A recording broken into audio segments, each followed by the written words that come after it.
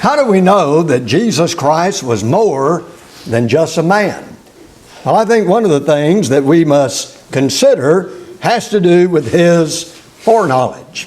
In other words, he was able to talk about certain events that were in the future, and he predicted how they would come to pass, and he did so with great accuracy and precision.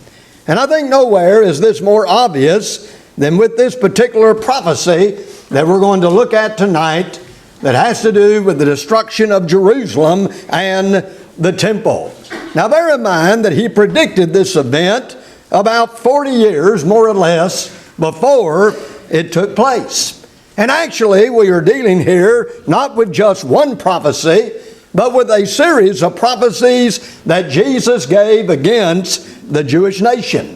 It would be fulfilled in 70 AD when the Roman forces under Titus would besiege the city of Jerusalem, slaughtering and starving the people. And of course, they would utterly destroy the temple itself. Now, our study this evening takes us to the 24th chapter of the book of Matthew. And basically, this is where we are going to stay in this study tonight. And let me just say that Matthew 24 is truly one of the great prophetic chapters in the Bible. The way the chapter opens up is how that Jesus is with his disciples, and they are looking the temple over. They are admiring its beauty and the awesome architecture that it involved. And as the disciples are looking upon these buildings, I think Jesus shocks them. Because Jesus said, I want to tell you that there is coming a day when this temple is going to be utterly laid waste. In fact, he said so much so that not even one stone is going to be left standing upon another. Now, I think that we must understand that this was difficult for the disciples to fully comprehend. Because after all, the temple was something that they admired. It was something that was so magnificent unto them, and really it meant everything to them. And by that I simply mean that their heritage and their religion and their pride as Jews were all tied up in the temple. And so they found it difficult to picture today when this building would no longer be in existence. And so that's the reason why later they went to him in private, the Bible says, and they began to question Jesus about these matters. And notice that they posed to Jesus two questions. And I believe this is very important for us to understand if we're going to properly interpret this chapter. They said, first of all, when shall these things be? That, of course, had to do with the destruction of Jerusalem and the temple. And so we understand then that all that is in this chapter obviously is not dealing with the second coming of Jesus Christ, because they said, when shall these things be? And then they said, what shall be the sign of thy coming and the end of the world? Now really, I guess you could say there's two questions here, at least two parts to one question is the way that I would put it. They wanted to know, what is the sign of thy coming and the end of the world? Now please notice that Jesus had not said one thing about his coming. And so I think we can only assume tonight that they connected these two events together in their minds. In other words, they thought that this is surely when the temple would be destroyed, when Christ judges the world on that final day. And of course they were wrong about that. That was a false assumption. But they said, what shall be the sign of thy coming and the end of the world? Now when they talk about thy coming, I believe that this is best understood in light of Christ's previous teaching unto them. You know, Jesus was very clear about this. He taught his disciples about his going away. He was going to return to the Father, but then of course he was going to return. He was going to come again, and there would be a judgment day.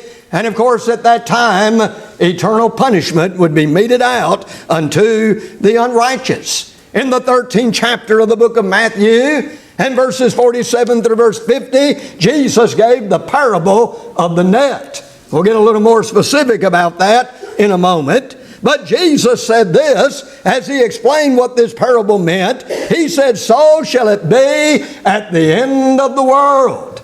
This is something I'm going to emphasize. This expression is used really several times in the Gospel of Matthew. Jesus said, so shall it be in the end of the world. The angels shall come forth and sever the wicked from among the just. And then, of course, he said they're going to be cast into a furnace of fire. But the point I want to emphasize right here is in verse 51, now listen to this. He said, have you understood all these things? Do you understand what I'm telling you? And you know what their answer was? They said unto him, yea, Lord. I think they were telling the truth. They said, yes, we understand what you are telling us. And indeed, they did. They understood that at the second coming of Christ, there would be a day of judgment. This would also be the time when the resurrection would take place. And furthermore, Jesus taught them, and I believe they understood, that all of this would take place at the last day. And in fact, Jesus said the judgment will take place at the last day. In John 12, verse 48, he also taught that the resurrection of the dead would be at the last day. Did they understand that? Well, you know what? Martha did. Because in John 11 and verse 24, concerning her brother Lazarus, she said, I know that my brother shall rise again in the resurrection at the last day. And so they understood what Jesus had taught them about that. Now listen to me this evening. You talk about a climax. This, I suppose, will be the most climactic event of all time when Jesus comes again. They talked about and they asked him about the end of the world. Actually, this means the consummation of the age is really what he's talking about here. I think that's the best way to interpret it. The consummation of the age. Vine says of the word end that it does not denote a termination, but he says the heading up of events to the appointed climax.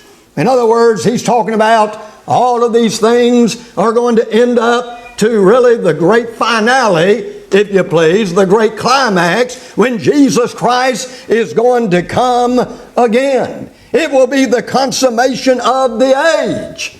But you know what? The question is, which age? Which age was Jesus talking about? Which age were they referring to? Was it the end or the consummation of the Jewish age, the Mosaic age, or was he talking about the gospel age? Well, I've already said that this expression is found really several times in the Gospel of Matthew. And as far as I can determine, it is always, now listen, it is always referring to the gospel age. Remember in Matthew 13 and verses 39 through 40, Jesus gave the parable of the tares. And he talked about how there was an enemy who was Satan, who sowed his tares among the wheat.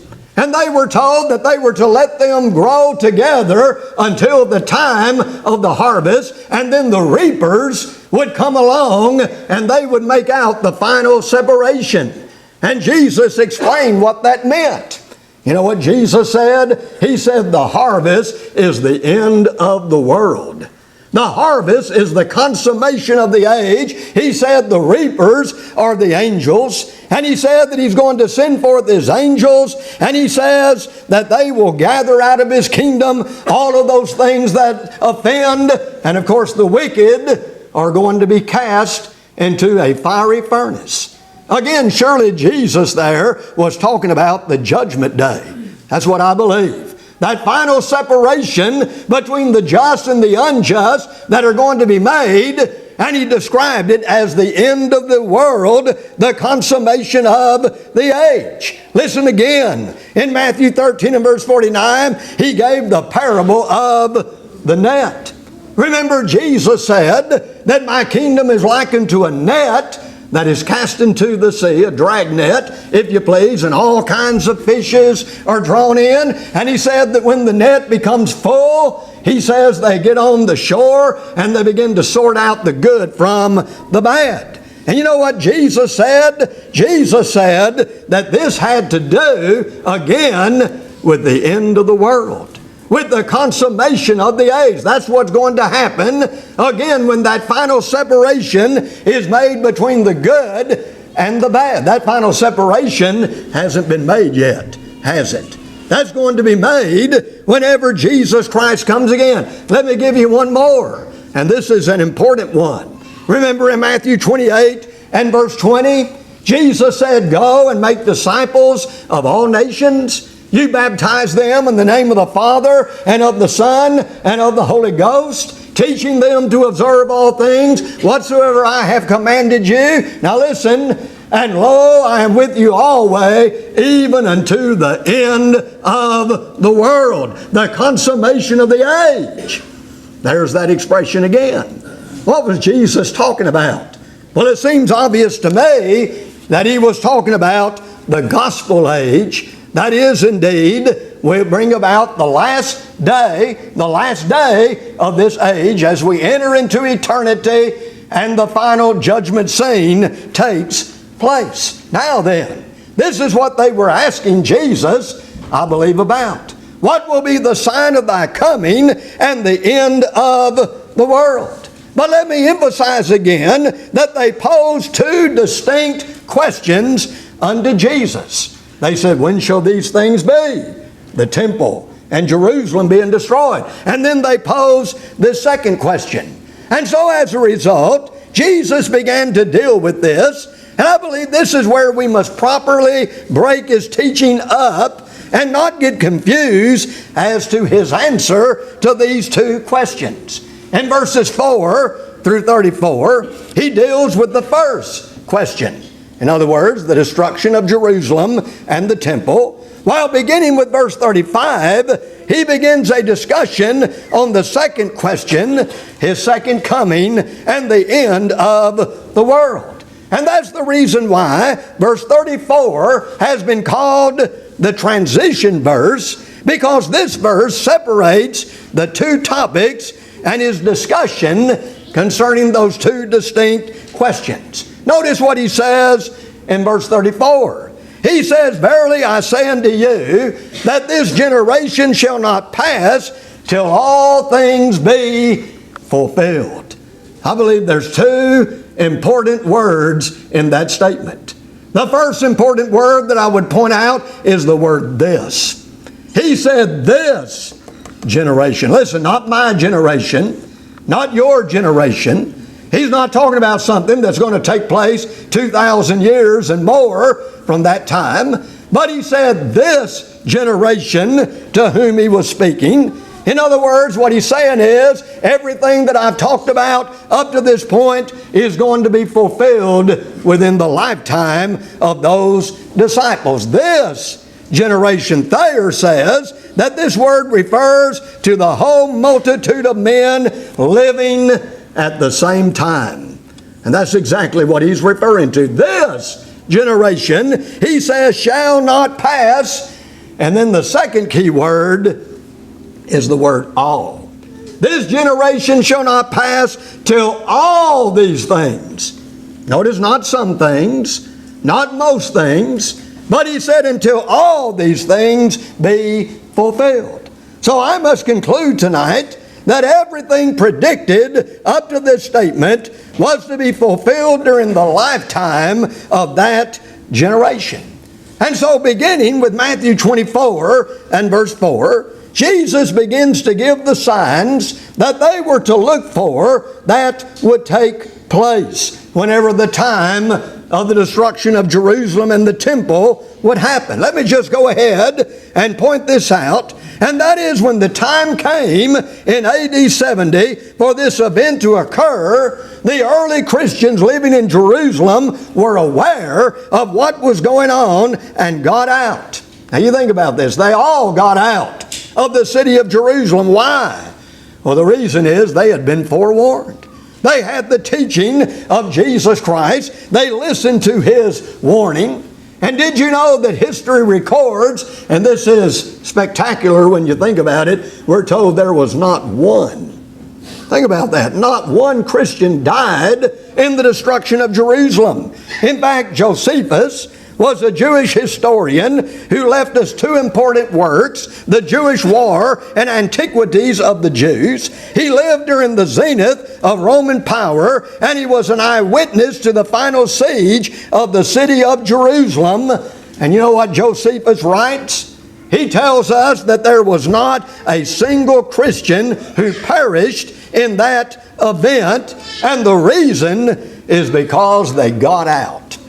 They knew what was coming. They saw the signs. We're going to go through Matthew 24 now and notice the signs that Jesus gave, and they were aware of all of that, and that's why those early Christians were able to escape. So now, if you will, turn with me over to Matthew 24, and I want to begin reading with verse 4. I'm going to read verses 4 and 5, and as quickly as I can, let's go through these signs that Jesus gives that will precede the destruction of Jerusalem. It begins by saying, this is verse 4, "And Jesus answered and said unto them, Take heed that no man deceive you. For many shall come in my name, saying, I am Christ, and shall deceive many." What is Jesus predicting here? He says it's going to be a period of false Christ. And you know what? We know that it certainly was. All you have to do really is read the book of Acts. In chapter 5, verses 33 through verse 37, there it tells of two men who led many people astray. Also, Josephus writes of an Egyptian false prophet who had a following, he says, of 30,000 men. And he tells us that they wandered around from the wilderness, he says, to the Mount of Olives. So when he talks about how there's going to be false Christ, false deliverers, false messiahs during this period of time, that literally fits, doesn't it? Now listen, in verses 6 through 7, he says, "And you shall hear of wars and rumors of wars. See that ye be not troubled, for all these things must come to pass, but the end is not yet." Now listen to that. The end is not yet. "For nation shall rise against nation, and kingdom against kingdom, and there shall be famines, and pestilences, and earthquakes in divers places." We've all listened to preachers on television and the radio, and war breaks out here and breaks out there. And we have famines and earthquakes and hurricanes and things like that. And these premillennialists, they say, look at there. Jesus is about to come back because this is a sign that His second coming is about to appear. But you know what? This is talking about that time before the destruction of Jerusalem. In fact, Jesus said these things are going to happen, but listen, He says the end is not yet. The end is not yet. He is predicting that it will be a period of strife and uprisings, and you know what? It certainly was. History records many wars and outbreaks in the Roman Empire from the death of Christ to the fall of Jerusalem. One historian wrote of this period that it was, and I'm quoting, "rich in disasters." He said it was torn by civil struggles. He goes on to say that 4 emperors fell by the sword, 3 civil wars, and more foreign wars. So you know what? That fits what Jesus predicted, didn't it? Not only that, but it was a time of famines and pestilences. You know, there are several famines that are mentioned in the book of Acts. One example is found in chapter 11 and verse 28. We also know that earthquakes abounded during this period, the most famous one occurring at Pompeii on February the 5th, 63 AD. That's about 7 years. 7 years before the destruction of Jerusalem. So again, Jesus is being very specific about these matters, and it comes to pass. Let's read several verses now. In verses 8, and I'm going to read down to verse 13, He said, "All of these are the beginning of sorrows. And then shall they deliver you up to be afflicted, and shall kill you, and ye shall be hated of all nations for my name's sake.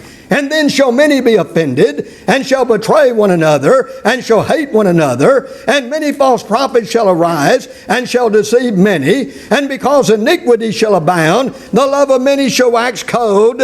But he that shall endure unto the end shall be saved. So what's he predicting here? Is going to be a time of sorrow and persecution. And you know what it was? Again, just read the book of Acts. The apostles were beaten and cast into prison in chapters 5 and 6. Stephen, the first martyr, was killed in chapter 7. A great persecution scatters brethren in Jerusalem in chapter 8. James is beheaded in chapter 12. Also, Jesus said that some would fall away. And we know that happened. We know the Apostle Paul wrote of co-workers who had turned away from the faith. But now listen to what he says here in verse 14. This is an interesting one. He says, "And this gospel of the kingdom shall be preached in all the world for a witness unto all nations, and then shall the end come." I was listening to a preacher one time on television, and he quoted this passage of Scripture, and he said, you know, the time is ready for this to be fulfilled. We've got satellites, we've got the internet, and so we've got the ability to preach the gospel to the entire world. And he said, whenever that happens, then Jesus is ready to come back. Well, I want to tell you this evening, if that's all the Lord's waiting on, He might as well come on. In fact, He should have come a long time ago. Because you know what? That was fulfilled before the destruction of Jerusalem. Paul wrote in Colossians 1 and verse 23, he talks about the hope of the gospel which you have heard, and listen now, which was preached to every creature which is under heaven. He, of course, is talking about the known world at that time, I guess basically the Roman Empire. But Paul, in writing to the Colossians, said, the gospel has been preached to every creature under heaven. Understand that his epistle to the Colossians was written somewhere between AD 61 to AD 63. So something like 7 years before the destruction of Jerusalem, this literally had come to pass. Now listen to what he says in verse 15. He says, when ye therefore see, here's what I want you to get.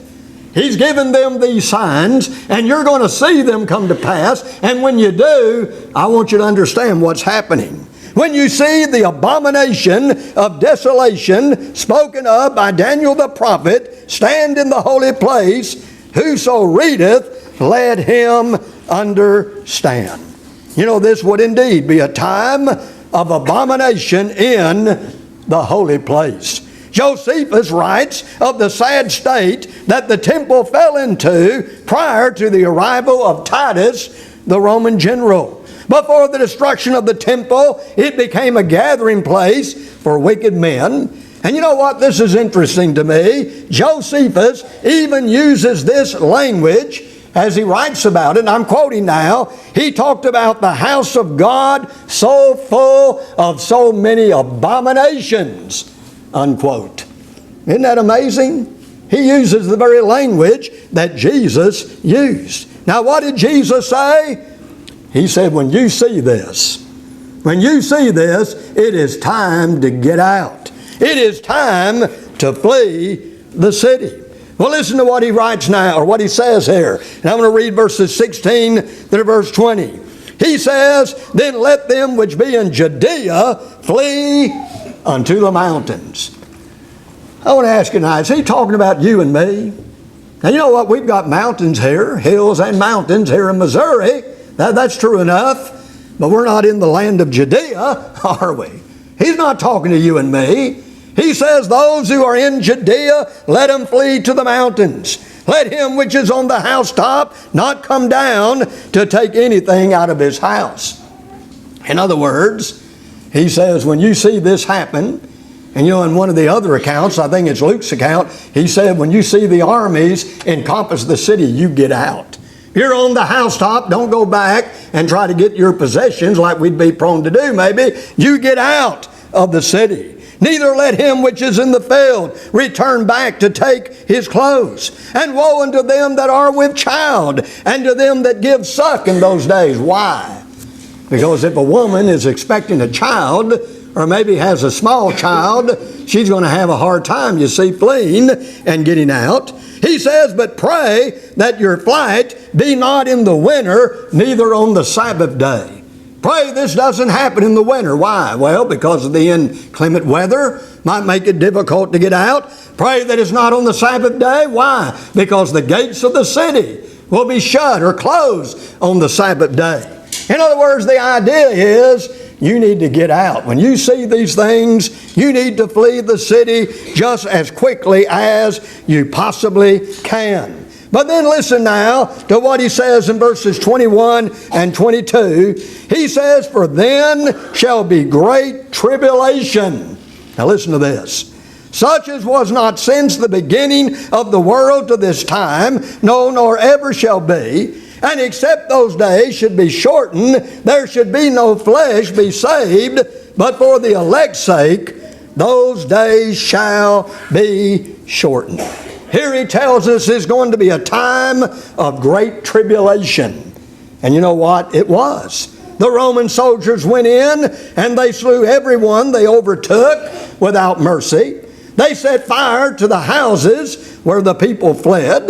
They killed entire families, and the whole city ran down with blood. Now I want you to listen to this. So much so that the blood actually quenched some of the fires that had overtaken the buildings. And did you know that we're told that over 1 million, that's right, you heard me correctly, over 1 million Jews died in the fall of Jerusalem, and there was another 80 or 97,000 who were carried off as slaves. Now you think about that, over 1 million. And notice that he describes this in such drastic terms, because he says it will be great tribulation, such as was not since the beginning of the world to this time, nor no ever shall be. Why do you think he's describing this in this way? You know, you think about it, the modern, if I can put it that way, Holocaust involved a lot more deaths of Jews, 4, 5 million, something like that. Well, one account I read said it was something like 1,100,000 Jews were killed in the destruction of Jerusalem. Why does he describe it in such drastic terms? Well, I think there was something different. There was something special about this, if I may put it. This was God's judgment upon the Jewish nation because they had rejected their own Messiah. And you know what God did? God destroyed the commonwealth or the economy of Israel so that it could never rise again. Do you realize, and this is probably going to be a shocking statement, maybe to somebody in this audience, but certainly to people in the world, but did you know that biblical Israel no longer exists?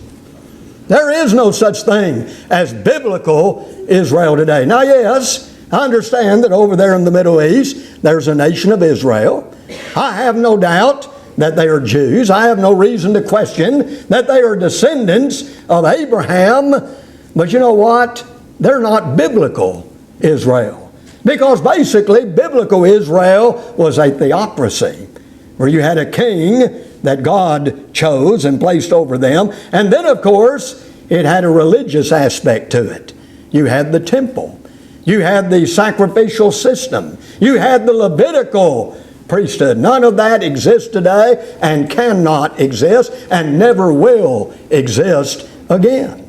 Did you know, as far as I know, that there is not a Jew today who can tell you what tribe he's a member of? How are you going to have the Levitical priesthood unless you know who's of the tribe of Levi? No Jew, as far as I know, can tell you what tribe he's a member of. You know why? The reason is because when they destroyed the temple, all of their genealogical records went with that and were destroyed. And so there's no way that they could have the Day of Atonement. There are no sacrifices that are being offered up unto God today, as the law of Moses demanded. There's no Levitical priesthood. In fact, listen to this. Biblical Judaism no longer exists. Now, I'm sure there's people that say, you know, they're practicing Judaism or they convert to the Jewish religion, but it's not biblical Judaism. How can it be without the temple? How can it be without the Levitical priesthood, you see? How can it be without these sacrifices being offered unto God? So that's what God did. What God did was He took that out of the way, because this was a source of persecution to the church, and after this period of time, that persecution is going to be gone. But you know what Jesus says? God is going to be watching out for His people. You know, we're told that for some unknown reason, the Roman army withdrew for a time, and every Christian in Jerusalem escaped.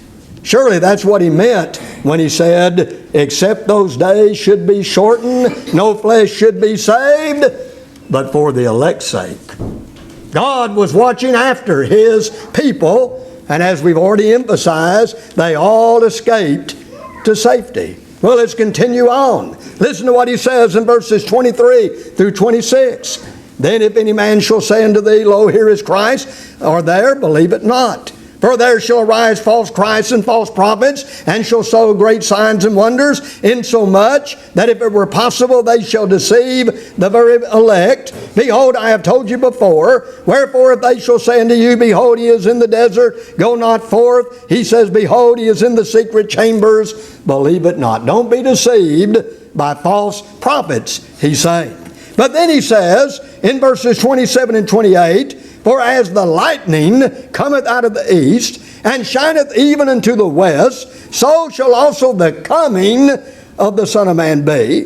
For wheresoever the carcass is, there will the eagles be gathered together. Now let me submit unto you that this cannot here be referring to Christ's second coming at the end of the world. We've already explained that.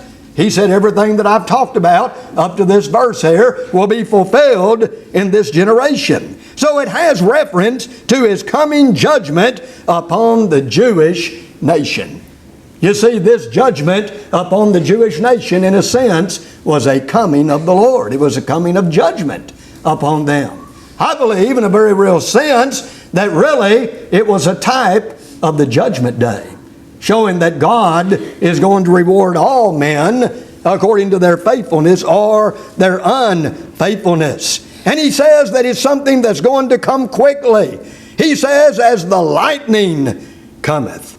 You know, in other words, it's going to be swift whenever it happens. Also, the reference to eagles is without doubt figurative language. You know, in the Old Testament, the prophets used the term eagle to describe a foreign nation coming to punish the Jewish nation. I'll give you an example. In Deuteronomy 28 and verse 49, He said, The Lord shall bring a nation against thee from far. And He went on to say, as swift as the eagle flieth. And so this is biblical language. I think God's people, they understood the Old Testament Scriptures and the significance of that. You know, there's something else that comes into play, and that is the Romans used the eagle as a symbol of their flags and their banners and so on. And so even in that sense, it fits. Well, let's read now verses 29 through verse 31. And I believe these are some verses now that confuse a lot of people. When He says, immediately after the tribulation of those days shall the sun be darkened, and the moon shall not give her light, and the stars shall fall from heaven, and the powers of the heaven shall be shaken. And then shall appear the sign of the Son of Man in heaven. And then shall all the tribes of the earth mourn, and they shall see the Son of Man coming in the clouds of heaven with power and great glory. And He shall send His angels with a great sound of a trumpet, and they shall gather His elect from the four winds, from one end of the heaven to the other. Now, you know, that really does sound like an event, like the second coming of Jesus Christ, doesn't it?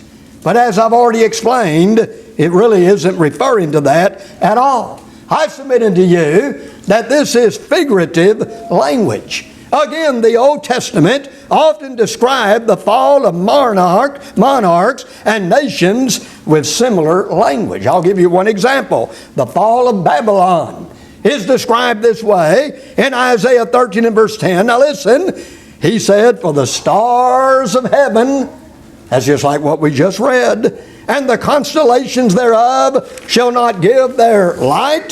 The sun shall be darkened in his going forth, and the moon shall not cause her light to shine. You know, there's many more examples we could give. That of Edom in Isaiah 34, verses 4 through 6, and that of Egypt in Ezekiel chapter 32, and verses 7 and 8, and undoubtedly others as well. And so the language of Christ here predicts the fall of the Jewish nation, and the destruction of Jerusalem itself would serve as a sign that Christ is ruling in heaven. Notice it does not say, then shall appear the Son of Man in heaven, but rather he says, you'll see this as a sign of him. In other words, that he is in authority. He's watching out over his people, and he is ruling in heaven. Well, what about verse 31? He says he will send his angels with a great sound of a trumpet, and they shall gather together his elect from the four winds, from one end of heaven to the other. Again, that sounds like what's going to happen when Jesus comes again. But you know, the word angels here, which is from the Greek word angelos, does not always refer to heavenly beings. In fact, it can simply refer to a messenger. You know, we're told that John the Baptist was a man who was a messenger, of God in Matthew 11 and verse 10, and that's the same word. That word messenger in the Greek is the same word that's sometimes translated angels. So what's the prediction here? I believe this is actually a prediction of the spread of the gospel after the fall of Jerusalem. In other words, it's saying that gospel preachers, messengers, angels, if you please, in that sense, of the first century would go out into all the world, calling people out of darkness into Christ's marvelous light. And this would be accomplished because the problem of Jewish persecution would be behind them. And what did Jesus say? This will be a sign. It will be a sign to everyone that Jesus is true to his word and that he is reigning in heaven. And now listen to verses 32 through verse 34. He says, now learn a parable of the fig tree. When his branch is yet tender and putteth forth leaves, you know that summer is nigh. You know, if you know how a fig tree does, you can tell when summer is coming. So likewise ye, when ye shall see all these things, know that it is near, even at the door. When you see these signs I've just given you, you know that it's time to get out of Jerusalem. And then, that's when he says in verse 34, verily I say unto you, this generation shall not pass till all these things be fulfilled. And then he says in verse 35, heaven and earth shall pass away, but my word shall not pass away. I submit unto you, verse 34, as we call it, is the transition verse. He's dealt with the first question.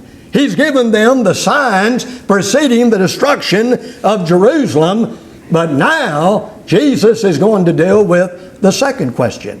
What will be the sign of thy coming and the consummation of the age? Now listen, but's a word of contrast, isn't it?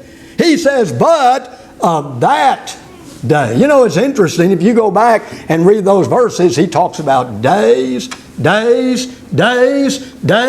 plural, when he's talking about the destruction of Jerusalem, but now he's talking about a particular day. He says, but that day. Let me just throw this out. That expression, that day, is sometimes specifically used for the judgment day. Look at Matthew 7, verse 22. Look at 2 Timothy 4 and verse 8. That day is talking about the day of judgment. And Jesus said, but of that day and hour knoweth no man, not the angels of heaven, but my Father only. You know what Jesus is actually saying? Now get this. We need to understand this. He gave them the signs that will precede the destruction of Jerusalem. But you know what he's going to say now? When it comes to my second coming, there are no signs. He doesn't give any signs. There are no signs. That's why he's going to emphasize, you need to always be ready. You need to always be prepared, lest you get caught unaware whenever I come again. Now, he does describe the characteristics of that day and time.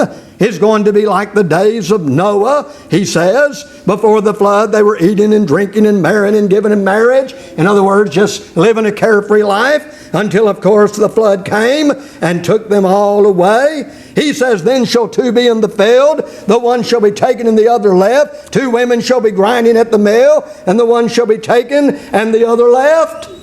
In other words, when I come again, some will be ready and some will not be ready. Some will be prepared and some will not be prepared. Now listen, verse 42. Watch therefore, for you know not what hour your Lord doth come. You don't know when I'm going to come again. Doesn't the Bible say that he's going to come like a thief in the night? And so he begins to emphasize here that we always need to be ready. In fact, he uses that illustration of the thief in verse 43. And in verse 44, he says, therefore be you also ready, for in such an hour as you think not, the Son of Man cometh. In verse 46, he said, blessed is that servant whom his Lord, when he cometh, shall he find so doing. In other words, he's saying, you be ready. You always be prepared, because it's going to be a complete surprise whenever I come again on that last day, and we have to stand before him in judgment. So he's saying in regard to that day, the day of judgment, the last day, there are no signs to precede that. And then I want you to get this, and to me this caps it off. In chapter 25, he says, now listen, he says, then there's got to be a connection. There's got to be a connection between what he's about to teach in chapter 25 and what he has just said about the second coming here in these verses we just went through. He says, then shall the kingdom of heaven be likened unto 10 virgins. We all know the parable of the 10 virgins. We've all read it. We've all heard sermons on it. What is the parable of the 10 virgins about? There's 5 that are wise. There are 5 that are foolish. 5 of them have enough oil in their lamps. 5 of them do not. And when the bridegroom comes, the 5 foolish virgins are left behind because they were not ready. What does the parable of the 10 virgins represent? If it does not represent the second coming of Jesus Christ. Isn't that the way that we've always applied it? That's the point. Don't you see, really, that's the point of this parable of the 10 virgins. You need to always be ready. In fact, in verse 13 he says, this is Matthew 25, watch therefore, for you know neither the day nor the hour wherein the Son of Man cometh. That's why you need to be watching. That's why that you need to always be ready. And so I believe that Jesus here answered these questions. He gave them the signs that answered the first question, when shall these things be? When will the temple be destroyed and Jerusalem be attacked?